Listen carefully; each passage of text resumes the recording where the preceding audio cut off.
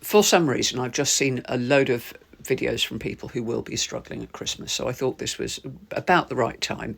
So lots of you will be struggling at Christmas. It's horrible for many people, and I can understand why, because we are marketed this amazing idea, lots of family, lots of money, lots of presents, lots of food.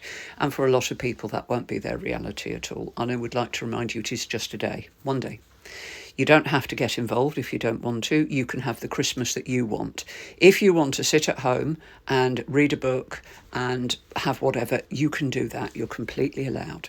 The other thing, if you are very, very lonely and you need company, there are all sorts of organisations who go out and do things in the community on Christmas Day.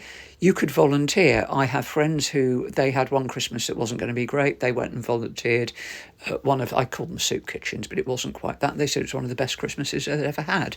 So if you are able and willing, maybe you could contact those organisations. Equally, you might have neighbours who you know are lonely and struggling. And yeah, sure, it would be lovely if you feel you can open your doors and invite them. That would be great. But, I understand that you might not want to. Not everybody does. You could offer lifts, perhaps. Would they like a lift to church? Would they have a lift to that? The other religions very often open their places, the mosque, the gurdwaras, whatever, open their doors to people who are lonely at Christmas. They might not celebrate Christmas.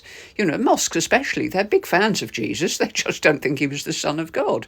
And they're very friendly, welcoming places. So if you're feeling desperate, go, get company, but maybe in advance have a look and see where you could go and make an arrangement, because nobody wants you to be feeling grim.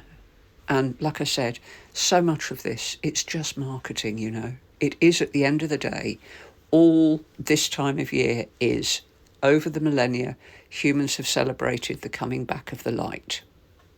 You don't need other people to do that. And you don't need to do it on Christmas Day. Technically, it's the 21st.